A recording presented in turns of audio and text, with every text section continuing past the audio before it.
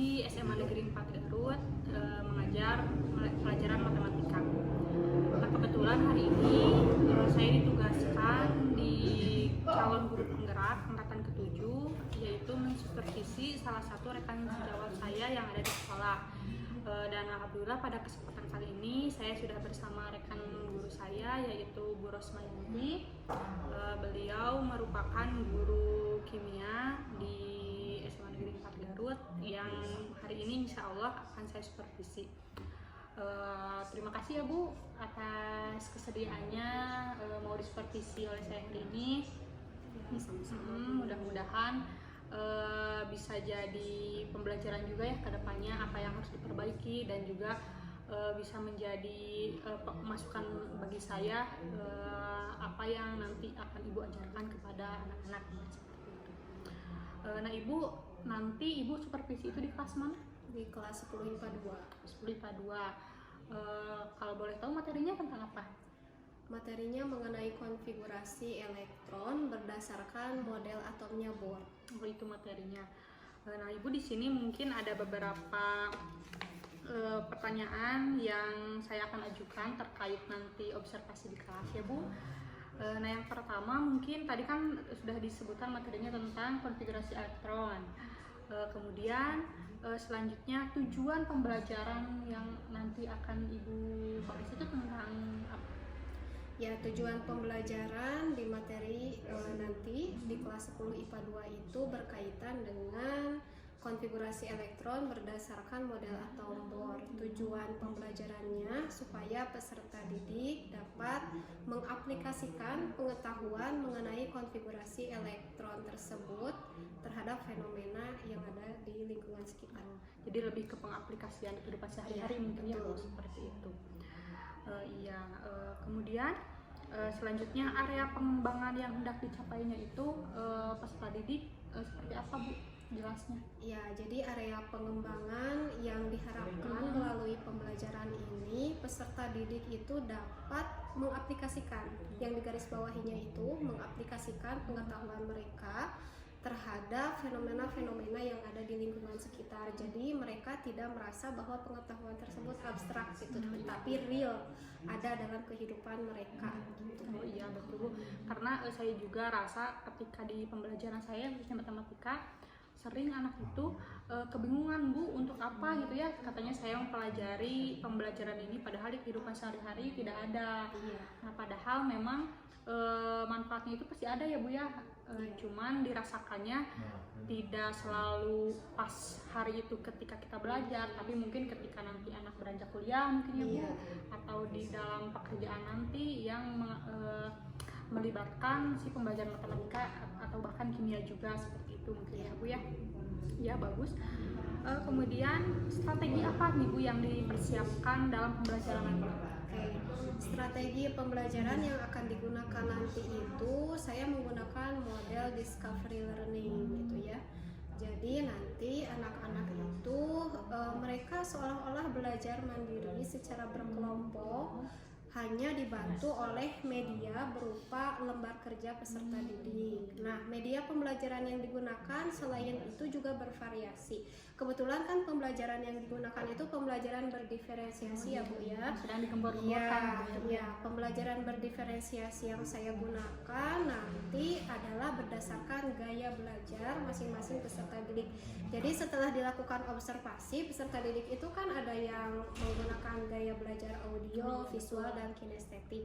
Jadi satu kelas itu saya bagi ke dalam beberapa kelompok berdasarkan gaya belajar masing-masing. Nah, setiap kelompok itu diberi media yang berbeda. Ada yang audio itu berupa video pembelajaran, yang kinestetik berupa poster-poster pembelajaran. Jadi bagaimana caranya supaya peserta didik itu, kalau yang kinestetik kan seolah-olah gak bisa diam gitu. Jadi mereka bagaimana caranya supaya tidak jenuh di kelas, mereka bisa berkeliling, mengelilingi kelas dengan melihat poster-poster yang sudah saya tempel. Kemudian audio yang visual ya, yang visual saya berikan bacaan yang saya kutip kutip dari beberapa sumber supaya mereka bisa memahami materi yang saya sampaikan. Tujuannya sama, hanya saja medianya berbeda sesuai dengan gaya belajar mereka masing-masing.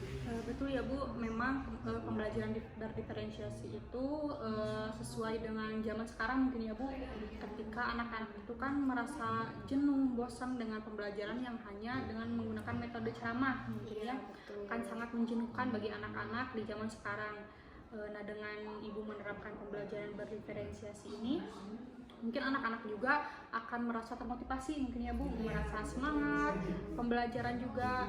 Kalau misalkan kalau dalam aplikasinya itu kayak misalkan kita sakit ya Bu, kan tidak semua obatnya sama mungkin ya, harus disesuaikan dengan sakitnya apa, kebutuhannya apa. Nah, begitupun ketika pembelajaran juga mulai diterapkan di sekolah seperti itu. Jadi mungkin apa yang dibutuhkan anak ya Bu ya, jadi kita mentreatmentnya juga sesuai dengan gaya belajar anak supaya mungkin pembelajarannya juga lebih efektif dan gampang masuk gitu mungkin ya ke anak-anak, nggak sibuk sendiri mungkin seperti itu ya di kelas. Nah, Bu, mudah-mudahan mungkin supervisi nanti bisa berjalan lancar ya Bu. Saya mohon izin buat mensupervisi Ibu, mudah-mudahan ada masukan juga nanti atau ada sedikit ilmu juga yang bisa saya serap mungkin dari pembelajaran Ibu, karena saya juga masih sama-sama belajar mungkin ya Bu, untuk mengajar seperti itu. Terima kasih Bu ya untuk waktunya. Nanti mungkin setelah bel masuk saya langsung ke kelas Ibu saja, mungkin di kelas apa tadi Bu? 10 IPA 2 ya. Mungkin dipersiapkan saja ya Bu ya.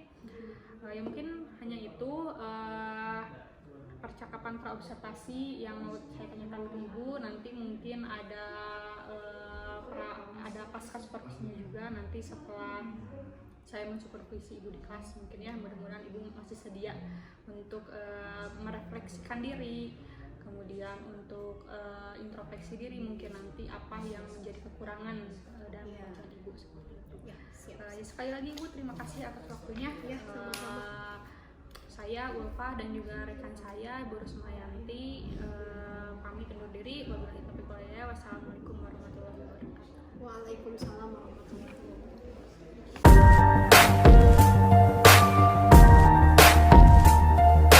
Assalamualaikum warahmatullahi wabarakatuh.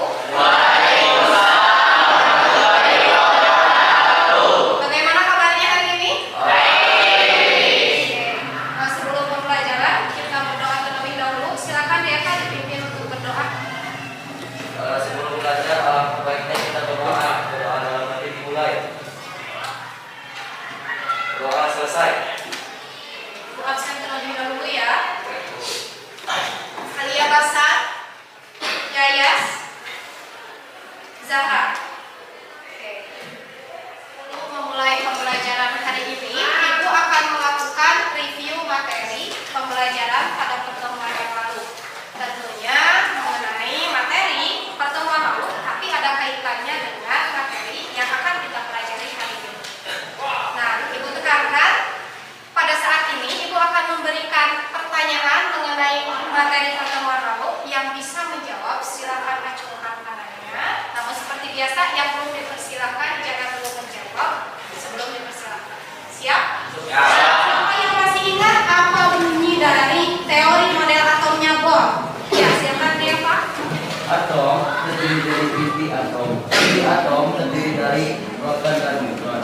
Elektron memiliki inti atom pada lintasan tertentu. Betul ya. Atom terdiri dari inti atom dan elektron yang mengelilingi inti atom pada lintasan tertentu. Kemudian selanjutnya yang ingin Ibu tanyakan adalah setiap lintasan mempunyai jumlah maksimum elektron. Masih ingat rumusnya apa? Siapa yang masih ingat rumus jumlah maksimum elektron dalam setiap lintasan?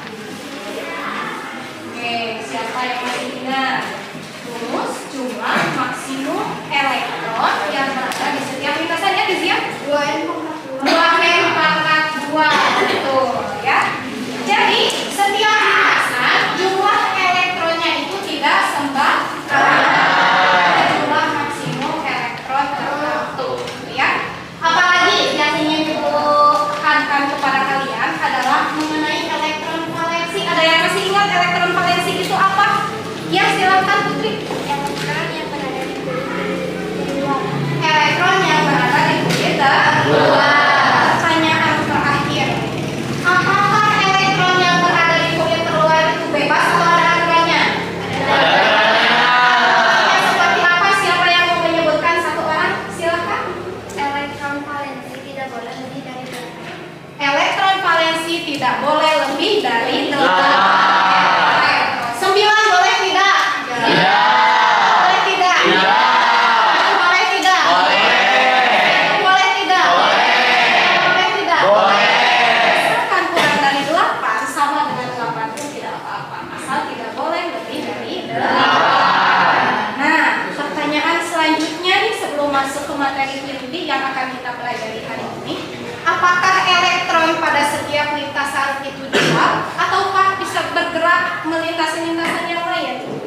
adalah berpindah lintasan ke lintasan yang lain. Nah, yang akan kalian pelajari hari ini adalah apa yang terjadi pada saat elektron berpindah lintasan dari satu lintasan ke lintasan yang lain. Melalui pembelajaran hari ini, kalian akan bisa menguasai atau mengetahui, bahkan bisa menjelaskan dengan percaya diri bahwa ketika elektron berpindah lintasan itu yang terjadi itu seperti apa, ya?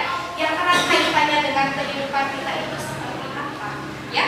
Kan elektron bisa dilihat oleh kalian tidak? Lalu apa sih yang bisa kita lihat dalam kehidupan sehari-hari? Bukti bahwa elektron itu berpindah dari satu lintasan ke lintasan yang lain. Itu tujuan pembelajaran kita hari ini. Kemudian selanjutnya ada yang disebut sebagai profil belajar Pancasila.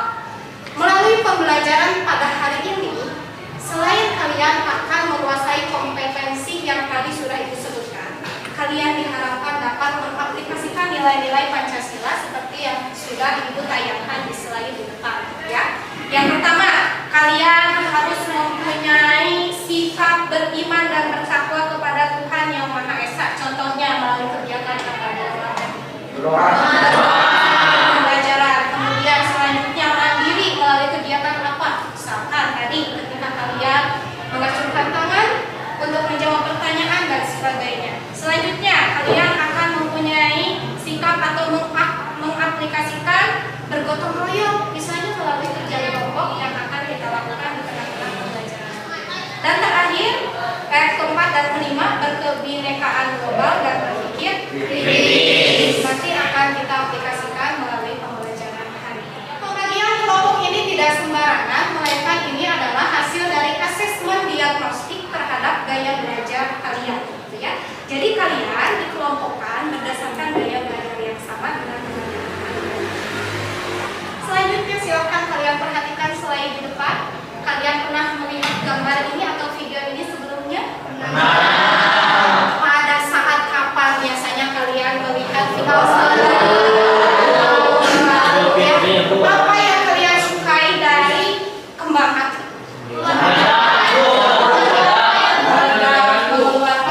Apakah cahayanya sekuat atau beragam? Cahayanya beragam. Pertanyaannya adalah, kenapa sih kembang api dapat menghasilkan warna yang berbeda? Ya? Lalu tadi, bagaimana sih hubungannya dengan perpindahan elektron dari satu lintasan ke lintasan yang lain? Ya?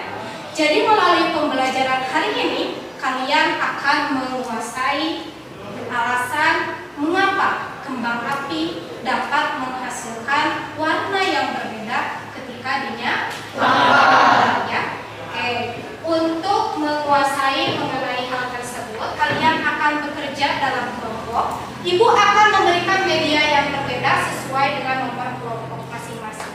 Ingat, kalian hanya fokus ke satu media yang Ibu berikan. Kalau Ibu memberikan berupa video, kalian fokus ke videonya. Kalau Ibu suruh kalian untuk melihat poster di belakang, ke belakang, jangan fokus ke yang lain, gitu ya. Kalau Ibu tugaskan kalian untuk membaca, silakan dibaca dengan seksama. Poin penting dari yang kalian baca atau amati, silakan ditulis di buku catatan masing-masing. Bisa dipahami? Oke. Kelompok 1, 2 sebelah sini ya.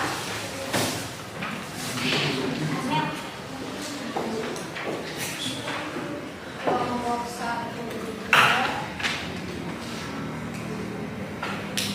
Kelompok 1, 2. Oke. Untuk kelompok 1, 2.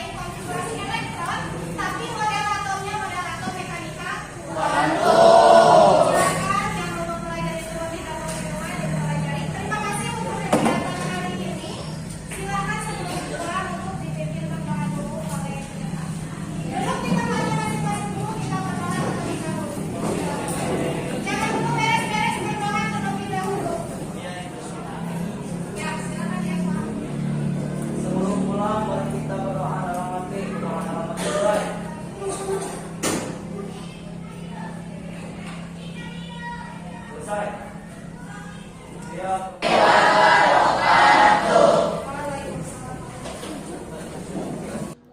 warahmatullahi wabarakatuh. Waalaikumsalam warahmatullahi wabarakatuh. Baik Ibu calon guru penggerak, Ibu Ulfa, dan Ibu yang disupervisi Bu siapa? Rosmayanti. Ibu Rosmayanti. Alhamdulillah di minggu kemarin ya, Ibu sudah melaksanakan pra observasi kemudian supervisi di kelas. Nah untuk hari ini silahkan Bu Ulfa untuk melaksanakan tahapan terakhir yaitu pasca observasi. Untuk itu saya persilahkan ke Bu Ulfa untuk melaksanakan kegiatan pasca observasi. Ya, silakan Ibu. Ya baik, terus waktu terkait terima kasih atas kesempatannya. Alhamdulillah waktu hari Kamis minggu lalu saya sudah minta izin kepada Bu Rosmayanti untuk melakukan supervisi di kelasnya, dan kebetulan Bu Rosmayanti alhamdulillah bersedia dan sudah melaksanakan supervisinya kemarin. Namun untuk pasca observasinya mungkin tidak bisa saya langsung lakukan karena harus didamping oleh PP. Iya betul. LMS ya. Pada tugas seperti itu. Mungkin Bu Rosmayanti, terima kasih juga untuk kehadiran hari ini terkait kelanjutan hasil supervisi kemarin.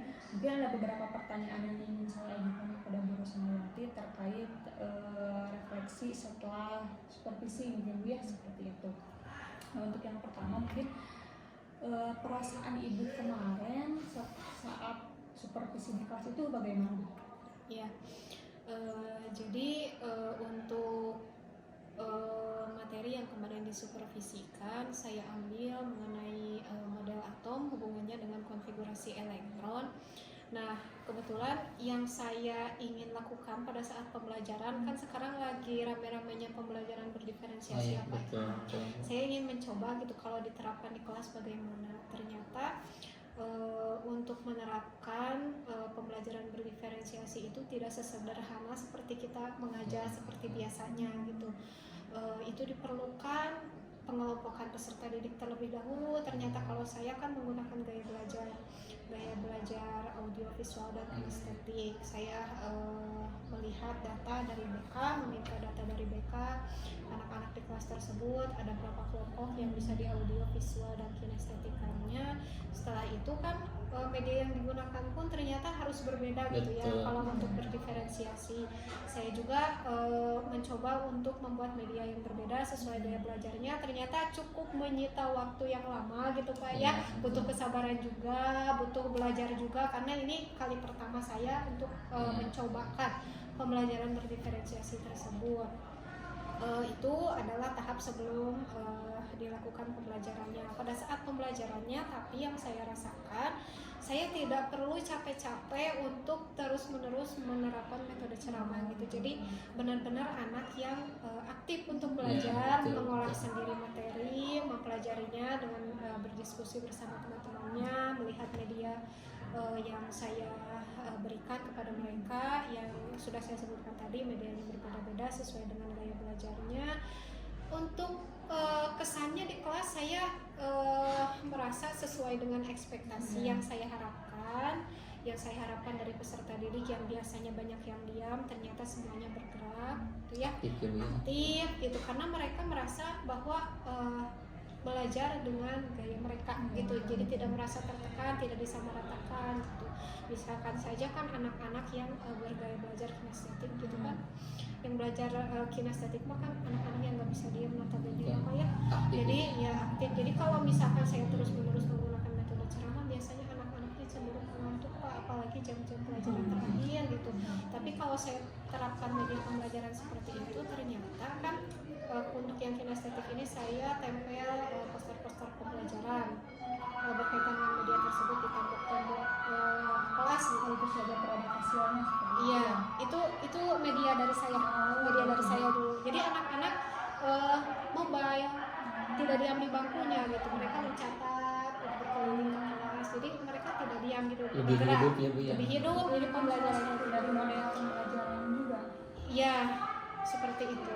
Jadi saya lihat anak-anak cukup antusias jika diterapkan model pembelajaran ini. Itu sih perasaannya. menarik ya, mungkin bukan itu lagi tapi sangat menarik gitu, bisa dijadikan contoh juga ya buat guru-guru yang lain gitu, bahwa memang pembelajaran diferensiasi itu cukup efektif untuk diterapkan di kelas supaya anak-anak juga tidak bosan gitu, tidak terlalu ceramah melulu juga seperti itu ya Bu. Nah kemudian yang kedua, hasil produk yang dihasilkan dari pembelajaran Ibu ada nggak Bu, dalam bentuk konten misalkan atau dalam bentuk apa dari hasil pembelajaran? Dari hasil pembelajaran tersebut di akhir itu anak-anak melakukan presentasi. Ya, sebelum melakukan presentasi itu kan pada saat proses pembelajaran sebetulnya anak-anak diberikan lembar kerja, tuntunan pertanyaan-pertanyaan supaya anak-anak bisa menyimpulkan sendiri apa yang sudah dia peroleh gitu dari apa yang dipelajari. Jadi yang dipresentasikan setiap kelompok pun itu sebetulnya jawaban dari pertanyaan yang berbeda. LK-nya mah sama, tapi ketika ke depan mereka mempresentasikan hal yang berbeda. Nanti di akhir mereka harus mengintegrasikan sendiri apa yang dipresentasikan oleh setiap kelompok gitu. Jadi menyimpulkan sendiri. Nah, ada satu modifikasi pada saat presentasi yang saya lakukan, entah ini efektif atau tidak, tapi saya rasa yang biasanya anak-anak itu kalau presentasi kan ada yang cuma numpang nama gitu ya di depan, yang berbicaranya hanya anak-anak itu, atau malah bicara semua tapi sambil lihat teks. Ternyata pas saya kemarin uji cobakan itu, saya coba gini, kita presentasi jangan panjang-panjang, kalimat yang paling kamu mengerti aja, tapi usahakan satu kelompok itu bagi-bagi tugas. Kan kalau kimia menggambarnya ada, menghitungnya ada, menjelaskannya ada. Anak-anak itu silahkan kamu bagi-bagi, yang mau menggambar model atomnya siapa, yang mau menuliskan perhitungannya ke depan siapa, yang mau menjelaskannya siapa, bagi-bagi. Meskipun hasil bagiannya itu sedikit-sedikit, tapi semua harus ambil peran, kata saya seperti itu. Daripada panjang-panjang tapi mereka melihat teks, berarti otomatis tidak ada yang didapat gitu ya. Kalau cuma membaca saja, ternyata ke depan tanpa membawa teks pun dengan dilakukan modifikasi seperti itu anak-anak bisa. Jadi mereka merasanya lebih sederhana, tapi ada yang dapat mereka sampaikan yang benar-benar pure, itu adalah hasil yang mereka peroleh di kelas. Belajarnya Berkesan gitu. Jadi anak-anak tidak ada yang diam, mereka merasa oh iya, saya ternyata bisa berperan dalam pembelajaran, saya bisa. Nah kemudian dari hasil pembelajaran Ibu tadi, apakah Ibu merasa masih ada kekurangan dari pembelajaran Ibu yang telah dilakukan? Iya, pada saat pembelajaran tersebut yang saya rasa perlu dibenahi adalah mengorganisasikan waktunya Pak. Ya, jadi ternyata untuk pembelajaran model seperti ini itu dibutuhkan pertemuan yang waktu yang cukup lama soalnya kalau saya terapkan waktu kemarin itu kan sampai dengan pelajaran akhir masih belum selesai, ternyata targetnya itu selesai itu sampai dengan diberikannya kuis kan di akhir saya memberikan kuis melalui aplikasi Quizzes gitu untuk melihat evaluasi anak-anak itu pemahamannya sudah sampai mana, pembelajaran yang saya terapkan apakah anak-anak paham atau tidak. Dari Quizzes kan kelihatan dengan pertanyaan-pertanyaan singkat, kemudian ada grafiknya gitu ya, ya yang benar yang salahnya. Anak-anak sampai dengan saya sampaikan kuisnya mengikuti semua, mereka antusias mengikuti kuis, sangat excited. Cuma yaitu saya harus mengambil jam istirahat mereka gitu karena waktunya tidak cukup ya gitu. Tapi anak-anak tidak protes sama sekali karena mereka rasa kalau sudah paham diberikan kuis pun mereka justru malah terkesan senang gitu. Iya. Jadi mungkin rencana tindak lanjut Ibu mengetahui bahwa anak ini paham atau tidak itu melalui kuisis mungkin ya. Iya. Dilihatnya dari kuisis. Dilihat dari situ. Kemudian tadi terkait bukan katanya kekurangan waktu ya dalam pembelajaran seperti itu. Nah, untuk mengatasi kekurangan waktu itu, apakah aktivitas yang kemarin dilakukan pada saat pembelajaran itu seperti apa Bu? Aktivitas pembelajaran itu tetap sama seperti itu? Apakah ada modifikasi pembelajaran lain? Untuk kedepannya pastinya tidak ingin terulang kejadian yang sama gitu, karena kan ini mengambil waktu istirahat, anaknya tidak protes. Kalau anaknya protes, Bu ini istirahat gimana gitu, berarti kedepannya harus ada beberapa di langkah pembelajarannya yang lebih disederhanakan lagi tanpa menghilangkan tujuan yang sebenarnya gitu. Misalkan pada saat pengisian LK saya harus sederhanakan lagi pertanyaannya supaya tidak lama di situ gitu. Tidak menyita waktu pas itu. Jadi tujuan pembelajarannya tetap sama gitu. Tujuannya harus tetap sama tapi harus menggunakan cara yang lebih efektif dan sederhana lagi gitu. Lebih disederhanakan. Ya, lebih seperti disederhanakan. LK-nya. Mhm. Ya, betul. Kemudian kalau ukuran keberhasilannya tetap dengan kuisis atau ada rencana lain? Iya, ukuran keberhasilannya kan pada saat presentasi pun saya lihat bagaimana kemampuan anak. Kemudian pada saat pengisian LK pun kan mereka mengambil peran semua gitu. Saya bisa lihat dari jawaban-jawaban dari setiap pertanyaan di LK tersebut. Kemudian di kuisis juga tentunya. Iya. Kemudian ada media pendukung lain mungkin yang bisa ditambahkan untuk menutupi kekurangan waktu atau kekurangan pembelajarannya. Kalau untuk media pembelajaran saya rasa sih cukup ya. Iya, sudah cukup karena selama saya menerapkan pembelajaran tersebutlah yang medianya lumayan banyak gitu Pak. Iya, biasanya satu untuk semua kan ini harus berbeda-bedakan. Saya rasa untuk media cukup, hanya saja saya harus memperbaiki lagi dari segi pembagian waktunya supaya lebih efektif dan efisien. Jadi terkait untuk waktu tambahan belajar ini mungkin harus di luar jam tambahan mungkin ya. Iya, Tidak cukup pada saat bisa pelajaran panjang itu pun tambahan. kalau anak-anak sepakat mungkin ya. Iya, harus ada kesepakatan. Atau mungkin lebih baik tadi kata ibu yang disederhanakan lagi mungkin pakai yang kayak gitu mudah-mudahan bisa cukup mungkin ibu ya. Lebih baik Bu. Mungkin sudah cukup ya Bu terkait tadi refleksi diri ibu, kemudian dari segi aktivitas pengembangannya juga ke depannya seperti apa. Mudah-mudahan mungkin bisa segera diterapkan kepada anak-anak dan juga model pembelajaran ibu yang sudah ibu lakukan bisa terus berlanjut dan bisa diikuti oleh guru-guru lain juga termasuk saya sendiri untuk seperti itu ya, bisa menjadi pelajaran juga buat saya. Mungkin seperti itu Pak untuk pasca observasi saya kepada Bu Rosmayanti sudah cukup jelas. Mungkin terima kasih Bu ya untuk waktunya. Mudah-mudahan saya bisa kembali nanti melihat cara pembelajaran ibu lagi ke depannya. Mungkin kalau diperbolehkan itu juga ibu gitu. Atau nanti ibu boleh gitu lihat saya juga ketika saya mengajar. Mudah-mudahan ada masukan juga buat saya seperti itu. Mungkin cukup sekian Pak dari saya. Terima kasih. Sekali lagi assalamualaikum warahmatullahi wabarakatuh. Bapak tidak ada yang mau disampaikan? Baik, dari Ibu tadi sudah memberikan tanggapan berkenaan dengan pelaksanaan supervisi Ibu ya.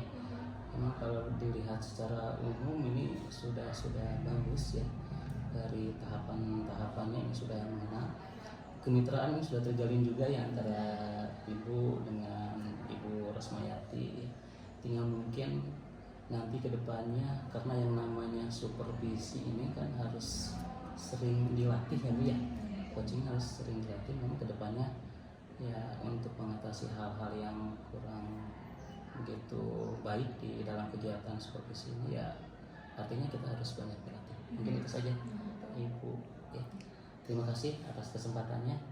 Sekian dan assalamualaikum warahmatullahi wabarakatuh. Waalaikumsalam.